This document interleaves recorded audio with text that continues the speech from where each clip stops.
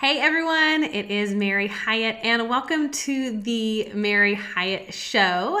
I am so excited to have you on today's episode, which is all about food rules during the holidays. Now let me just kind of get my bearings together. This is sort of the pre-show before we actually go officially live. So let me make sure that all my technology is working and then we will hop straight into the show here in just a minute. Got to get all my goodies working. This is how it goes when you are a show of one. You have to do all the ins and outs of technology behind the scenes by yourself. So I'm a one-woman show, which is actually really fun. But if you are watching on YouTube Live, welcome. Tell me hi in the comments below. Let's create a little conversation. I love getting to interact with you guys on my show. I do it live for that reason. So I know a lot of you are going to be watching the replay, and which is awesome. And I'm so glad that you get to do that as well. I know that's convenient for a lot of people. But if you happen to be on live with me, let's make it fun. Let's have a conversation, chime in, let me know what's resonating, let me know what's hitting home for you.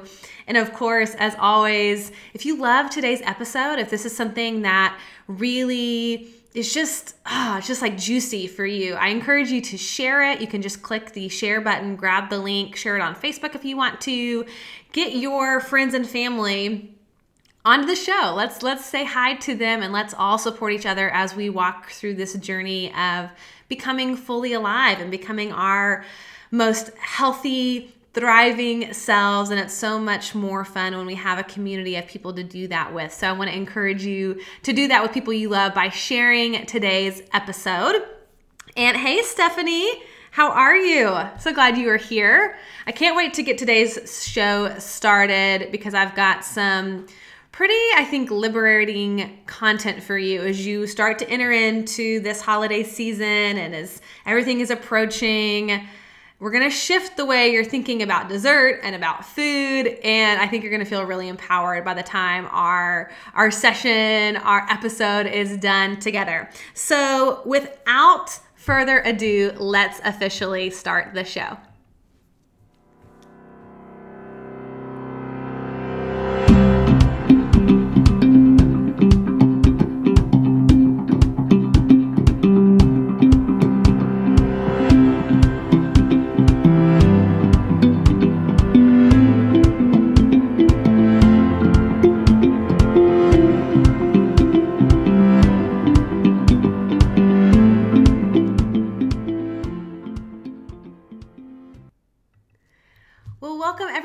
To the Mary Hyatt Show, episode number 60, Ditch Your Holiday Food Rules.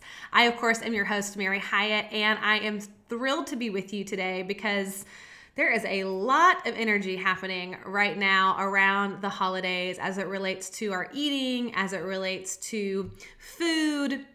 And if you're watching me on YouTube Live, you know I am so ready for the holidays. I've got my red shirt on, I've got my red nails done, I've got my red lipstick on. I'm like, all right, it is official. Let's do it. Let's hop into the holidays with as much peace as we possibly can.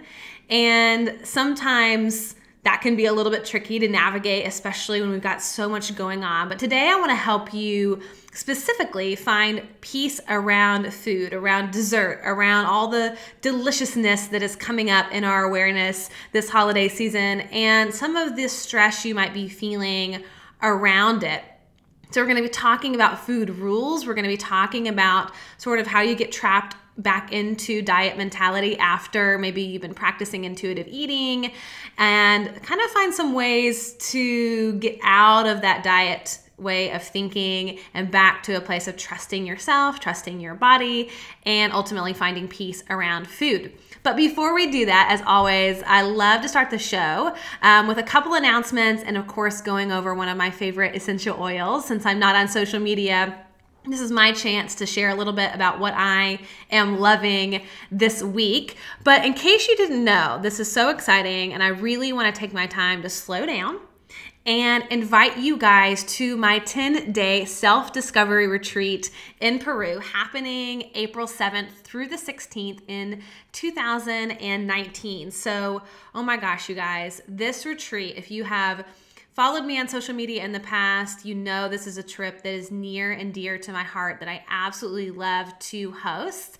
And you can find all the details on maryhyatt.com/Peru, maryhyatt.com/Peru. So for those of you who are listening to the podcast, type that into your web browser and you can see all the details of the itinerary of the trip, tons of pictures from previous trips that I've been on, so you can kind of begin to get a feel of what it's like. And then if you are watching on YouTube, you can just scroll down to the description of this video and click on that link directly and it will take you straight there.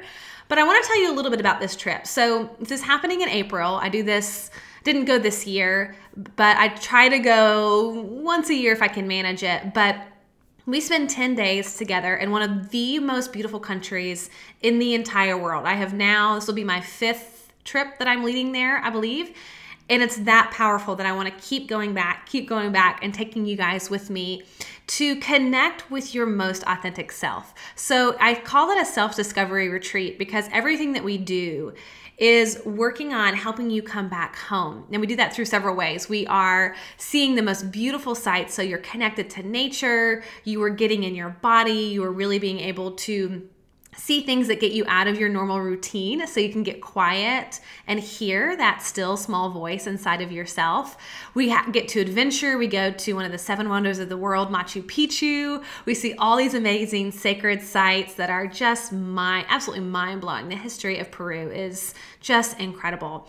And then the amazing thing too is I am a certified Kundalini yoga instructor. So we do yoga while we are there that is really gentle for every body type. I used to teach plus size yoga. I was in a plus size body for many, many years. And so anybody, no matter what your physical condition is, can join this trip without complication. I had a couple in their late 70s that joined me a couple years ago. I've had, people in all size bodies come on these retreats. So just know that you're so welcome no matter where you find yourself in your body. We do a lot of meditation. We do a lot of sacred ceremonies with shamans, like fire ceremonies where we release things that aren't serving us. We do a sweat lodge.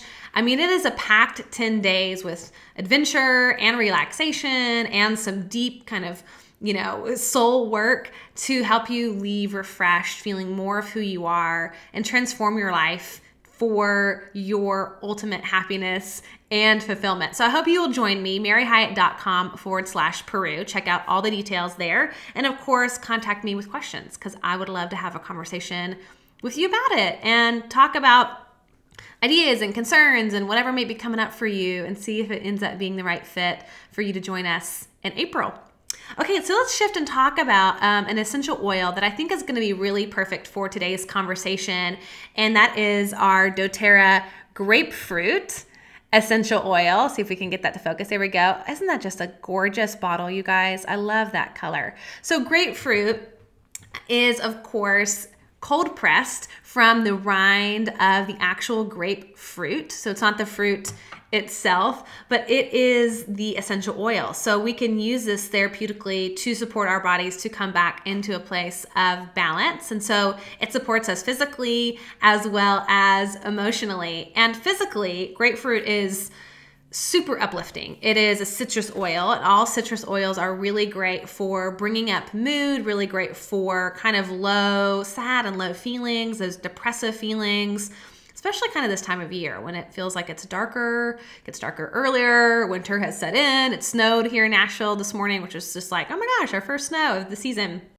And grapefruit is just really great at kind of bringing up that energy, but it's also just sort of, as you know, with all the physical benefits that it has, it is so therapeutic to the body. So grapefruit oil is really kind of valued for its ability to get your fluids moving in your body. So really great for your lymph system, really great for fluid retention, any kind of cellulite or any of the conditions where your toxins in your body kind of aren't moving effectively. So it gets them moving, it kind of stimulates the lymphatic system, it detoxifies the lymphatic system, and it's very stimulating to your sympathetic nervous system. So it functions kind of to accelerate heart rate, increase blood pressure, slow digestion, constrict blood vessels, and it activates that flight or fight response in order to deal with any kind of like stressful things that are coming up and happening in the body. So really supportive to the adrenals as well. So if you deal with feeling of exhaustion or fogginess or tired due to some tension on the adrenals, grapefruit is really great to help stimulate that as well. And it kind of keeps that sympathetic nervous system in good shape. And I like to put it in my water. Now, of course, only do that with doTERRA certified pure therapeutic grade essential oils, not a grapefruit grapefruit oil you might buy from the store, because the purity isn't going to be there in order for you to take internally. And I also love to diffuse grapefruit as well. But grapefruit, and the reason I chose it for today, is known as the oil of honoring the body, emotionally speaking. So I'm reading out of this book, and I share this every week. It's just such a great book. It's called Emotions and Essential Oils. You can tell if you're watching YouTube, I obviously have all my little notes and all my little stickies in there because I go through this book all the time. But grapefruit teaches true respect and appreciation for one's physical body. It supports individuals who struggle to honor their body and are caught in patterns of mistreatment. These forms of abuse may include severe dieting, judging one's body weight or type, the abusing the body through negligent behavior or violence. These acts are often motivated by hate or disgust buried within the psyche, which gets directed towards the physical body. Though the individual may obsess over how they look, deep down they never feel they look good enough. There is a dissatisfaction that persists.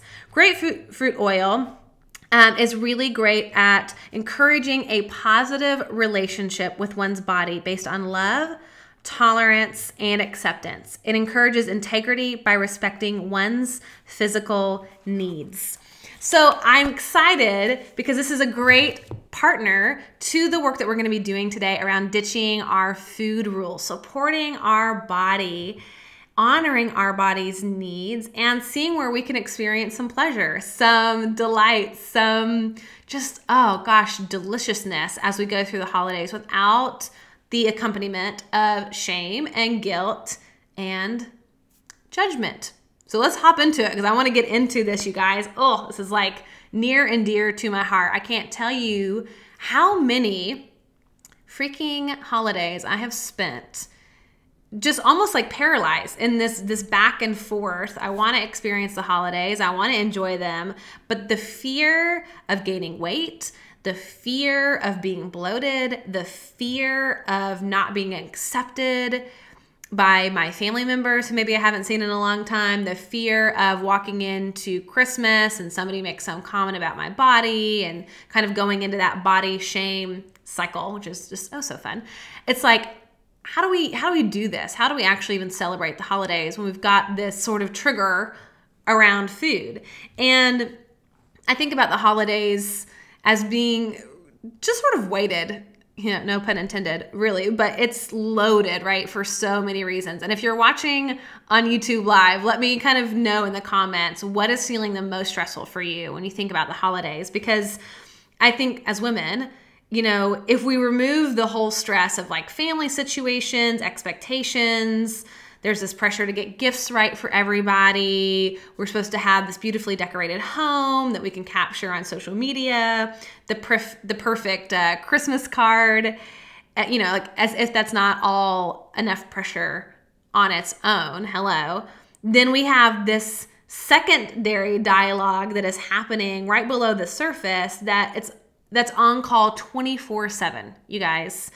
And this is what I like to call our food police. That is that secondary dialogue. Outside of all the other stress that might be happening, we have this food police that is ever nagging, always chiming in, always making sure that we're eating the right things during the holidays. And as you guys know, I subscribe to the philosophy of intuitive eating. If you have not read that book yet, I highly recommend that you pick it up. And this is a quote from Intuitive Eating, and it says, "The food police monitor the unreasonable rules that dieting has created. The police station is housed deep in your psyche, and its loudspeaker shouts negative barbs, hopeless phrases, and guilt-provoking indictments." Yikes.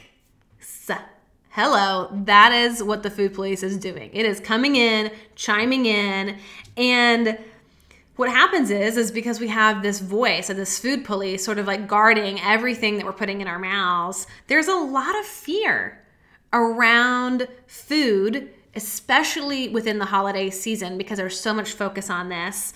And it's sort of this perfect storm for us to make us feel like we need to go into hyper control mode. And we don't even sometimes realize that we're doing it. And that's why I want to bring our attention and awareness to it today, because there's a lot of things that people say sort of in passing that we don't stop to think, wait a second, whoa, that's diet mentality thinking. And that food police keeps us really stuck and rooted in diet mentality thinking, always trying to make sure we abstain from foods that are too decadent, too sinful, too tempting, too pleasurable, oh God, too delicious, AKA bad foods, right? And of course, there's all this morality tied into our food police that's what enhances that guilt. We start feeling sinful. We start feeling like we're being bad. We start identifying as somebody who is weak, who doesn't have self-control. So there's like a lot riding on the food. It's not just food, like, oh, don't eat sweets. There's a lot more to it. And I want to make sure that we kind of dive deep into it, because if we're not careful, we fall into that pattern without realizing it. And especially if we are healing from disordered eating and we are healing and moving towards intuitive eating, this is going to be sort of a tricky pothole that if we're not conscious of as we go into the holiday season, we're going to fall into and go, oh my God, how did I get back here? And so hopefully we can kind of up that awareness today, and you can kind of cut it off before it happens. But everybody is talking about these issues in common everyday place language around the holiday season. Everybody is sort of making sure that they're on their quote unquote best behavior through the holidays, and we reward that as a society. It's like we're already starting to think about New Year's resolutions. We're already starting to think about how we need to be good now because we're going to be dieting, later in the new year. And it's tricky. And it's tricky because, and kind of tell me if I'm right here, and Stephanie, you're like, yes, holidays, totally a trigger for body comments, right? Yes, so many people are chiming in about body, but let me kind of see this resonates. It's like a catch-22, right, for the holidays. We're supposed to enjoy them. We're supposed to love watching the Food Network, and there's all these like baking shows on, and there's all these amazing dishes that are being prepared and made, and we're salivating at these recipes, but we're actually not supposed to make them at home. It's like we can sort of watch it from a distance, but God forbid we actually make the, 5-layer cake at home. And we want to enjoy, obviously, the holidays. We want to enjoy the holidays, and we want to make the cookies, and we want to decorate them, and we want to have people over and make it a whole experience. And then we're afraid to even eat the cookies themselves. Or if we do, then we have the whole dialogue of shame and guilt, and we blame ourselves for not being strong enough, and we start seeing ourselves as weak, and we're never able to really relax around food, especially during the holidays. It's like amped up so much more. And culturally, and you see this in commercials, you see this in advertisements, it's like, the holidays are all about feasting. They're all about coming around the table as a family or as a community and kind of like this banding together around food. And yet we are utterly terrified of the concept of feasting. Like that idea is stress, panic inducing. And if we're not careful, it's kind of crazy making, because it's this catch-22. It's like all these messages telling us like, relax, enjoy the holidays, have a great time, but don't you dare eat that. Don't put that in your mouth. How dare you? So it's like, okay, what the heck am I supposed to do with all of this? And let's take a moment to remember the agenda behind the diet mentality. So the reason we get sucked into it and kind of go, okay, right, like I got to be in good behavior. I can't eat this or can't eat that. It's because there's an agenda behind, a psychological agenda behind the diet mentality for each of us, especially as women. Okay. Why do we diet? Why do we restrict? Why do we cut out foods? It is ultimately to earn love.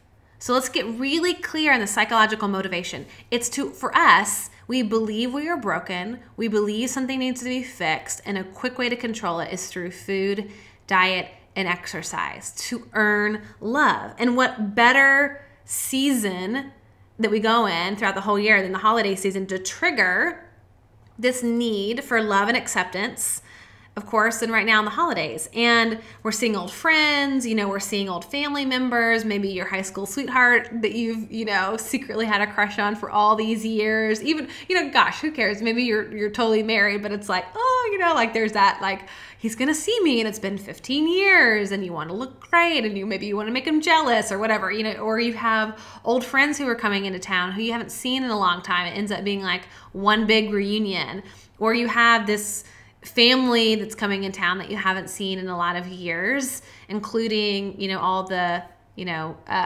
crazy ones. We all have those sort of token crazy family members that seem to just say whatever the hell is on their mind, no matter how inappropriate it is.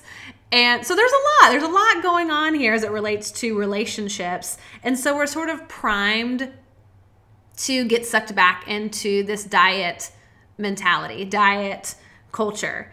And it's really, really tricky. And when you believe that your body or that your weight is the key to being loved and accepted, and that your food and your body must be controlled so that you can be beautiful to others, which of course equals love, you believe that something has to change, something must be fixed about your appearance in order to live a better life, a more fulfilling life.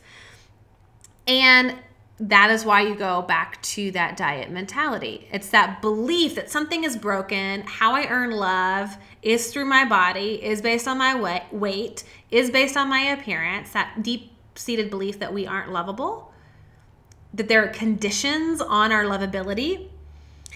And when it comes to the holiday season, it's all about good behavior and bad behavior, eating good foods, eating bad foods. And we really celebrate and pat people on the back who are on their best behavior. That's what is rewarded in our society, to the detriment of our emotional, psychological, spiritual, and physical health.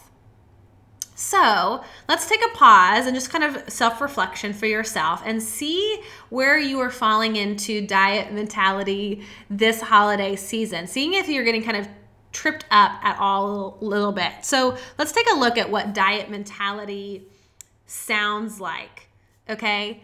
So basically, you're not at peace with food if you are still counting calories, you diet, you cleanse, you fix, you skip dessert, and then you consider yourself good.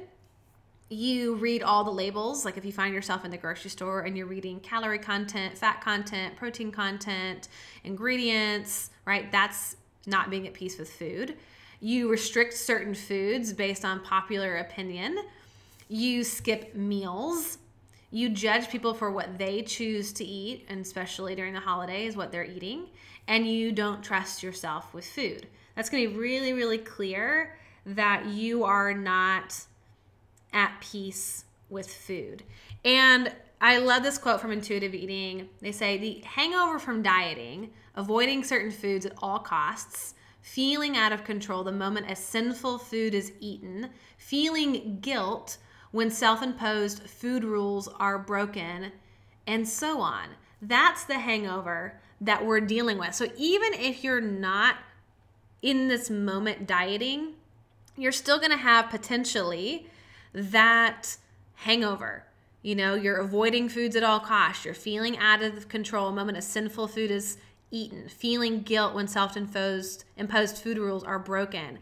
And that's where it gets tricky. It's like we have these sort of outliers from this old way of thinking and diet mentality, and we get trapped in that. We forget, oh my gosh, right, I have a choice over this. This isn't how I want to be, thinking around food. There's no peace here. And so it ends up sounding like, if I eat this dessert, I need to exercise more tomorrow. Or it's okay, I'll start being good after the new year.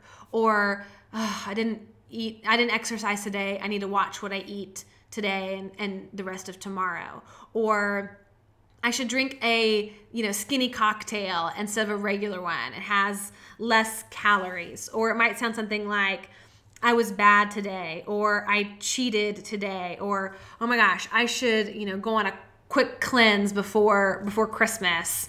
I got to watch the amount of sugar intake that I'm consuming during the holidays. Or you might start seeing it as judgment. It might start sounding like judgment towards other people, like, oh my God, I can't believe she's eating that. Something like that. Or it could be asking yourself questions like, I wonder how many calories are in this casserole.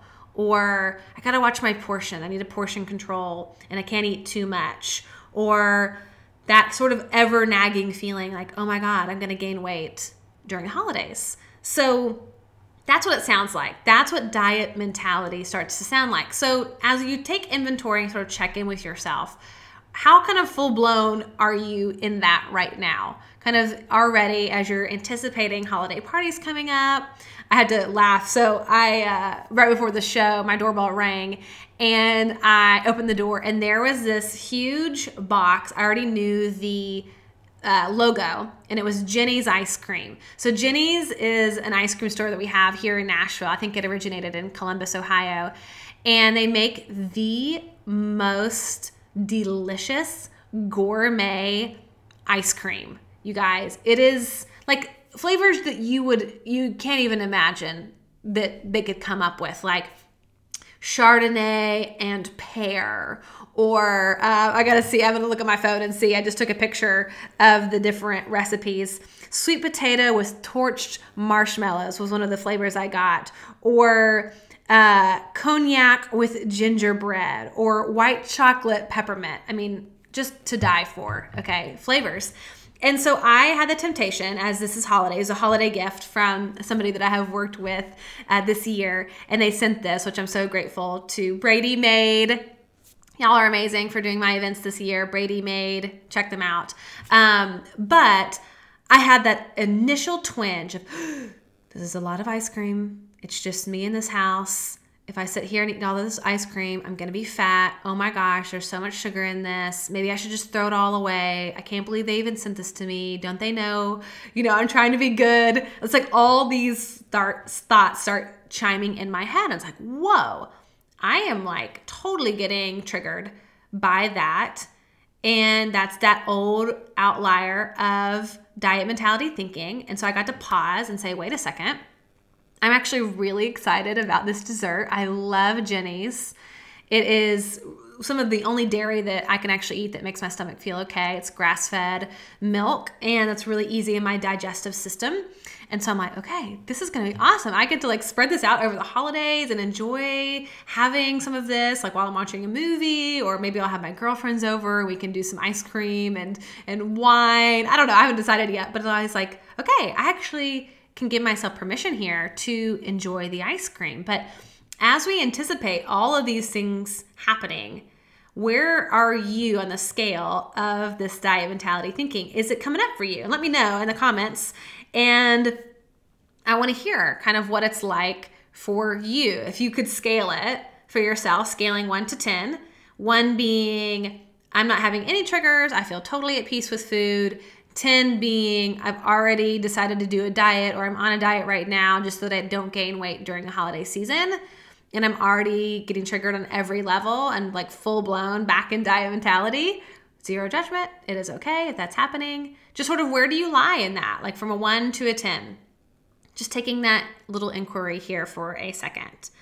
But as we think about the food police chiming in, getting triggered, those voices coming up again, we need some ways ultimately to kind of silence that food police so that we can get back to a place of peace with food. So we can get back to a place of being able to enjoy this holiday season, being able to feast without guilt, being able to self-regulate, being able to trust our bodies, being able to trust ourselves around food so that we can enjoy the cookie or the pie or the cake or the wine or the champagne or whatever might be, some of your favorite things to eat, the casseroles, the turkey, whatever, without all of this fear and guilt and shame attached to it. So for me, I think there are 3 ways that we can begin to challenge the food police here. So let's kind of think about it. So the first way to challenge your food police is to identify your food rules. Of course, we can't change anything that we're not aware of. So this is where, honestly, if you're doing this work, that I hope you are, and especially if you're listening to the podcast, you can just kind of pause and come back to this, because my encouragement would be, of course, you can think about it while I'm talking about it with you today, but my encouragement would be to grab a journal and a pen and kind of start writing out some of these answers and allowing yourself some time in your self-care to address this so that you can have more peace. As you guys know, and I am such an advocate for this is the work. It's not just hearing the podcast or watching this video. It's about the work. It's about kind of what you do with this information. So my encouragement to you is to get a piece of paper and a pen and to write down. Identify your food rules. Make a list of your food rules. What are my food rules? It could be something like, well, if I eat this, then I must blah, blah, blah, blah. Like if I eat a cookie, I'm going to have to do 20 minutes on the treadmill tomorrow. Or if I eat that, I'm going to have to do XYZ, like pay penance, essentially. Or a food rule could be things you're not allowed to eat. So I'm not allowed to eat ... Or believing a food rule is XYZ food is bad for me. So those foods that we identify as bad. So sugar is bad, gluten is bad, dairy is bad, whatever. Maybe a food rule could be something like I can't eat after 6 p.m. Or I can't eat any cookies if I'm going to be a healthy person. Or a food rule could be something like I'm only allowed dessert, twice the month of December. Or I'm only allowed to eat dessert on Christmas Eve. Or I'm only allowed to do certain things at certain times, and I can't just whenever. It also could be something on the kind of the flip side. I have to eat. Like I have to eat X amount of green vegetables, or I have to make sure that I get in a green juice or a green smoothie, or I have to make sure that if I eat a cookie, then I got to, eat an apple afterwards. Or a food rule might be I'm not allowed to go for seconds because ... Or I'm not allowed to enjoy dessert because ... And it doesn't even have to be dessert. It could be the rolls. It could be the casseroles. It could be the turkey. It could be the wine. I mean, this is not just about dessert. This is about all food. So what are your food rules? Pause to write them down. Pause to write them down. And then kind of ask yourself in your inquiry, these food rules, how does this affect your mood and your mind, your mental state, your emotional state around the holidays? What sacrifices are you kind of agreeing to ahead of time that you think you have to make? What does it mean if you're being bad, quote unquote bad? What does it mean to be bad? Bad equals, like when you're thinking about food, bad equals what for you? What is cheating for you? Like that's a common language, right? When we've attached morality to food, then of course we have these words like cheating. Well, I cheated today, or this is a cheat day. Oh, I cheated, or I fell off the wagon, or I was being, really sinfully, decadent or something like that. Like what's required for you to cheat? How would we know? Oh, okay, like Susan, you've been cheating on your, eating plan or your diet or whatever. And then after you've been quote unquote bad, what does punishment look like? What do you have to do to get back into the good graces of the food police and the food gods, of society? What has to happen for you to sort of get back on the bandwagon, to get back into making good choices? What has to happen? What's your penance? What do you have to pay in order to get back to that place that you think that you should be? And, it's kind of like, okay, well, if I eat too much food, then I've got to exercise more. So just kind of really inquiring about these food rules. What are your food rules, especially during the holidays? What are your food rules? So taking the time to pause and really slow down and think about that. So that's the first way to challenge your food police. You have to identify the rules first. You got to get clear. What are your actual food rules? Now, the second way is that we are going to have to challenge the rule. You have to challenge the rules because it's sort of one of those moments where it's like, no one starts out in life with a list of food rules that are engraved in stone and must be obeyed at all costs, or else you can't be healthy or can't have a satisfying life. Like nobody walks into life with food rules. Those are kind of gathered along the way. Those are picked up on from beliefs, from advertisements, from false research, from friends, from family. Certainly our family is a really huge piece to our food rules. They usually dictate what they are from the beginning. And so that's how we start them. And then we just pile it on as the years go by, more food rules. So we need to challenge them. Where did they come from? Let's get curious. Where did they come from? Who said it? Who said that you have to, you can't eat after 6 p.m.? Somewhere you read that, that said, well, if you want to be skinny, you can't stop so your body can digest and metabolize all the food that you've eaten and then it doesn't turn to fat. You got to give yourself 2 hours before you go to bed from when you ate. All these crazy rules, right? And it's just like, who said? Who said that I have to watch my calories? Who said that I can't eat this? Who said that these are bad foods? Challenge it. Challenge it for yourself. And the way that you can challenge it for yourself is really kind of getting clear and asking yourself, is this true for me? Does this feel right for me? Like, for example, there's a popular opinion and belief.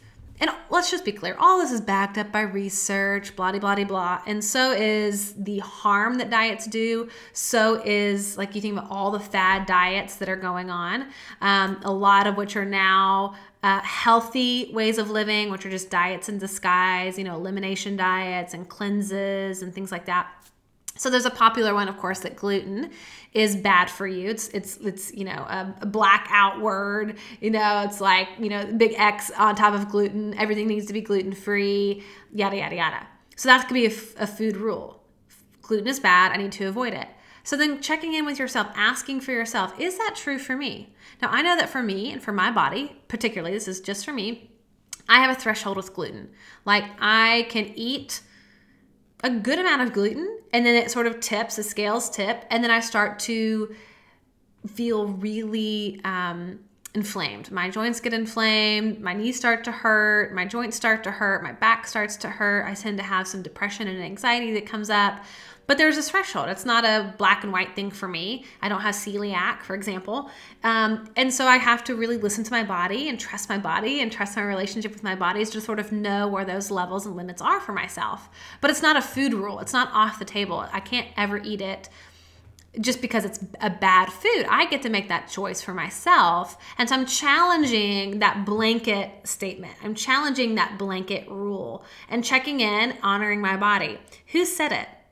Who made up this rule? Do I agree with this rule? If I live by this rule, how does it make me feel? So it's like I can't eat certain times, I can't eat certain foods, I certainly can't enjoy my food. That's a big food rule for a lot of people. I can't delight and have pleasure in my food. So what emotion for you comes up when you hear these food rules? Is it fear? Is it anxiety? Is it shame? Is it panic? What comes up for you? Pay attention to the emotion. Kim, you said shame and aging because we glorify youth in our culture, right? So that's really tricky. You said you're trying to use food to control the aging process. And you said that's going to work, right? It's like we do all these things, right? Like if I eat this, it's going to make me young. That's a rule, that's a belief. So we're challenging them. Who says? Are they trying to get you to buy their products? Are the people who made up these rules trying to get you to sign on to a diet, an eating plan, a service, a pill, a product? Pay attention to that. Pay attention to the money stream. Challenge your food police. Challenge your food police. Who says it? Where do they come from? Who made up this rule? Do I want to agree to this moving forward? That's the second way. Now, the third way is to create a new empowering belief.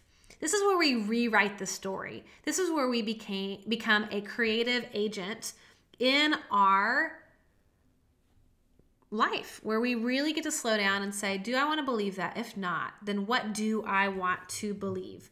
Because once all of these food rules pop up and tell us that we are going to gain weight if we eat this and eat that, and then if we gain weight, therefore we're not lovable. That's the underlying message that's happening below the surface.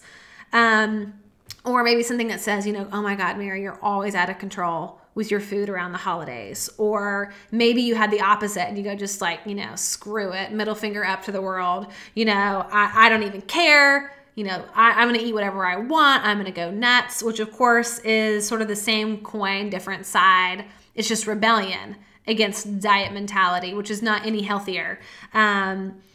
And we need to slow down to decide what a more empowering belief could be around food, around how we experience food, around trusting our bodies, around allowing ourselves permission to trust our body's needs, what it's asking for, without all of this morality, shame, and guilt surrounding it. If we could sort of just get to a place of neutrality around food. Easier said than done. Easier said than done, of course. That's why I created my Babe Redefined course. It's a 6-week course all about this, which will be coming out in early next year again. So be on the lookout for that. We'll be talking about that in the next couple weeks because you have to work through this to get to that place of neutrality. But the truth is, we can create a new empowering belief. It's safe to trust my body. It's safe to eat this dessert. I trust myself to stop when I'm full. I trust myself to really enjoy this. I don't have to pay penance. I get to enjoy it without guilt. We have to create a new empowering belief. So let's say that a food rule might be something like, I'm not allowed to eat dessert at this party. So we got to challenge that. Why? I feel panicky. I want to be rebellious. I feel like if I have this food rule that I can't eat dessert, it's going to consume me the entire night. Who even said that to begin with? I don't like the way that makes me feel. We're going to challenge that, and then we're going to create a new empowering belief. Something like, I will check in with myself after I've had dinner to determine what I really want. And I can trust myself around sweets and enjoy anything that I want to without limit. I trust myself to enjoy dessert at this party if I want it, and to stop when I am full. I can always have more tomorrow. There is no lack. And my hope is that you can begin to kind of tune into your body without all of these rules, without this food police, and get to your voice. Because rules, as adults, of course, are really self-destructive. And that you can trust what your body needs and what it's asking for, what it is communicating with all the other stuff in the way. And my hope is that you can learn to find peace around food and enjoy this holiday season. So let's kind of look at really quickly 5 steps to consciously to conscious intuitive eating this holiday season. How do we intuitively eat this holiday season? Okay, now the first step is you've got to give yourself permission to eat anything this holiday season. So this is where you ditch the rules, all right? So you give yourself full permission to eat whatever. No foods are off limits. You release all of the judgments to these foods. And this is really important.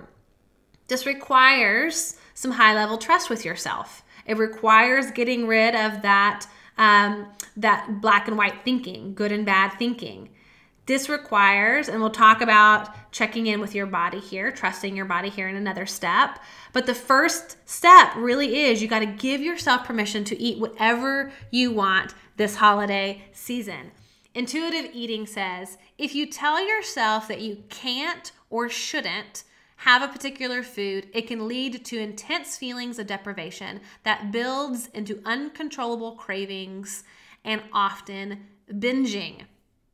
The reason people think that they will just go nuts if they can eat anything is because they still have a food rule in there that says some foods are good, some foods are bad, I shouldn't be eating this, I can't eat this. And so it's like, let me eat all of it right now before it goes away, like that Last Supper mentality. I got to get it all in while it's available.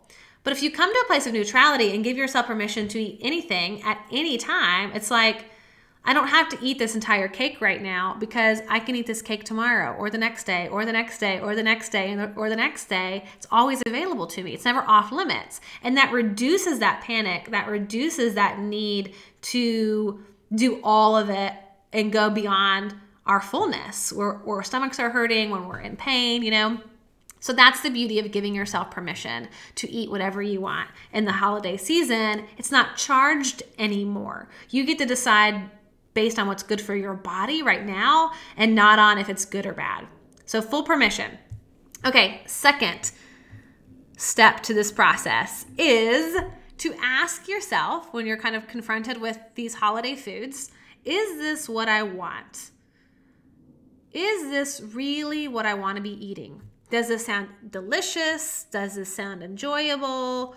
Or maybe you could ask yourself, am I doing this to cope with it feeling awkward? Am I doing this to cope with feeling lonely? Like I know when I was working on my intuitive eating journey, I often ate all these sweets and all these different things, not because it was actually what I really wanted. Like, ooh, this sounds really good. It was like, A, I was being rebellious, so that felt good. It felt like kind of a backwards way of self-care. And B, I was using food, you know, as an emotional partner for myself to kind of cope with the stress, the grief, the loneliness, whatever I might be feeling, the awkwardness. But it actually wasn't really what I wanted to eat. It wasn't really tuning in and tapping into what my body was asking for, which may be something completely different than food, some kind of form of self-care, like soothing myself and taking a bath or calling a friend or talking to a therapist or journaling or, you know, whatever, moving my body, doing some gentle yoga. That's actually probably what I really needed to kind of soothe my emotions of what was going on. But sometimes we use food for that, right? So kind of slowing down to ask, there's no judgment around this. You can eat this food anytime, right? We've given ourselves full permission. So the second step is asking ourselves, is this really what I want to be eating? Let's take inventory of that. And of course, if it is, awesome, yay.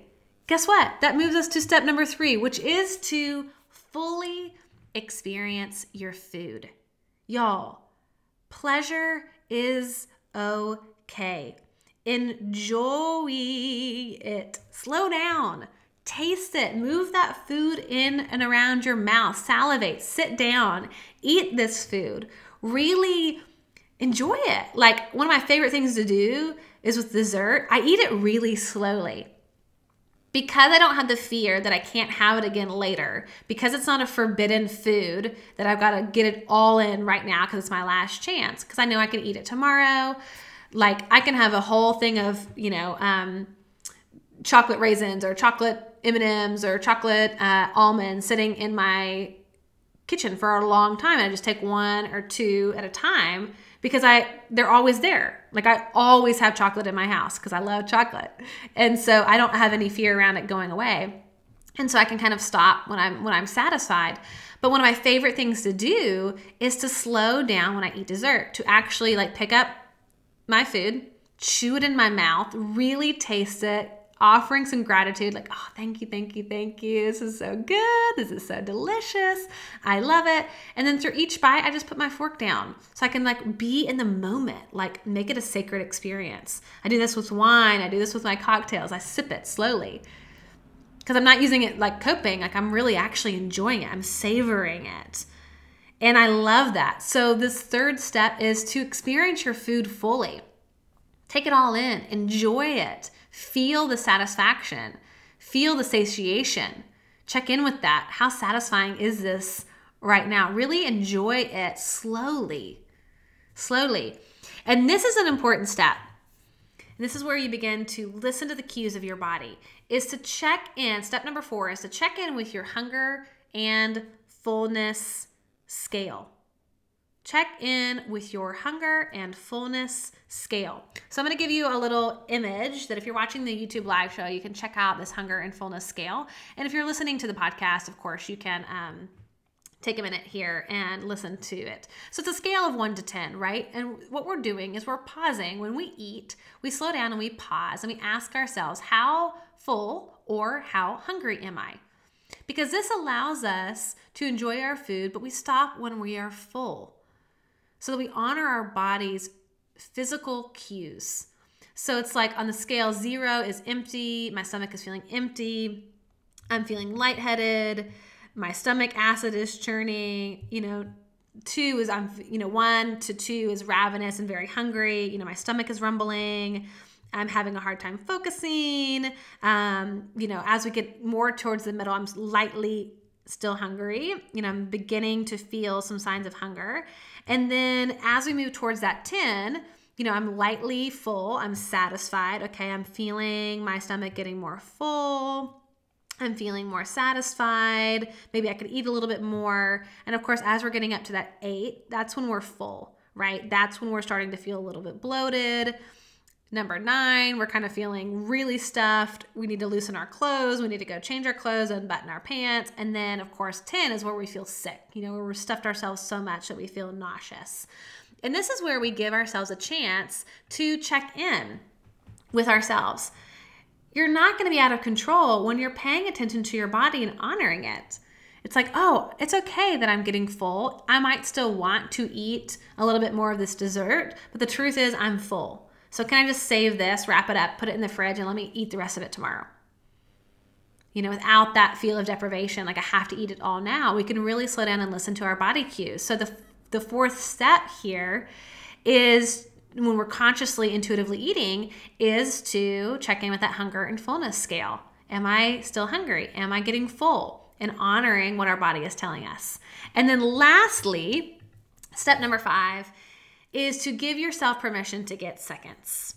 And of course, this goes along right with our step number 4. If we're still hungry, go get seconds. Like, take that off the table as something you can't do. If you're still hungry, go get seconds. It's okay.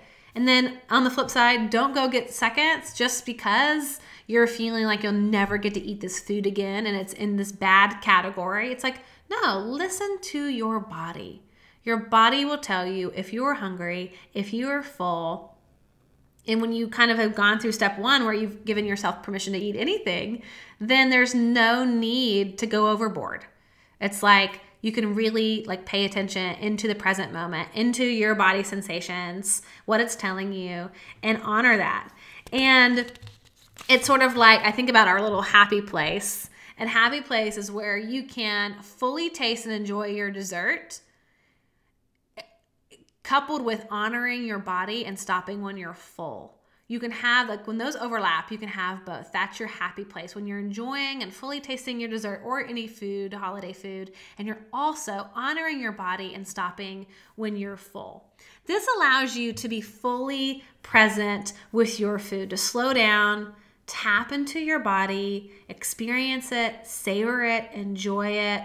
You're not eating 3 slices of pie because you're afraid that you're going to get caught and you're not even tasting it. We've all been there. I've definitely taken my fair share of cupcakes out of the trash after I threw them away, right? I was in a lot of disordered eating before intuitive eating.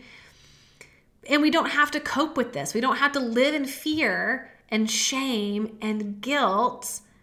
And in that catch-22 when we talk about food. It's about self-care, not self-control, as Christy Harrison would say. And my hope for you is that you can really ditch those food rules this holiday season, enter into a state of presence, a state of kindness with your body, a state of listening more intently, listening more deeply to your body and its signals, and enjoy being human. Enjoy this delicious food that is coming around and doing it in a way that is like so honoring and loving to your body. So that is my excitement and encouragement that you can maybe have new level of awareness this go around for the holidays and not get stuck into that diet mentality. So guys, thank you so much for being on the show today. I will not be on next week because I am going to Tony Robbins' Date with Destiny for the next 7 days. So I will be out of commission in full transformation mode next week. So I won't be with you, but I will be with you the following week in December. And if you get a chance, I want to make sure that you subscribe to this channel, to my YouTube show, subscribe to the podcast so that you make sure to never miss an episode. And of course, you can always go back and watch previous episodes that are recorded for you on the podcast or right here on this YouTube channel. And if you're listening to the podcast, I so encourage you to subscribe to it, rate it 5 stars, write a comment about how much you love this show so that other people can find it and enjoy our content today. And of course, as always, make sure if you haven't already, sign up for my newsletter, maryhyatt.com. And you can see a place right there to sign up for the newsletter so that you get the replays to this show. I often send a lot of special resources to you, like guided meditations or essential oil, spotlight, PDFs, and by signing up for my newsletter today, you get a free ebook, 5 mistakes you're making with your affirmations so that you can manifest your affirmations every time. So guys, thank you so much again for spending your time with me. And as always, the purpose of life is to be grateful, to be great, and to be full. Thank you so much, and I will see y'all in a couple weeks. Bye-bye.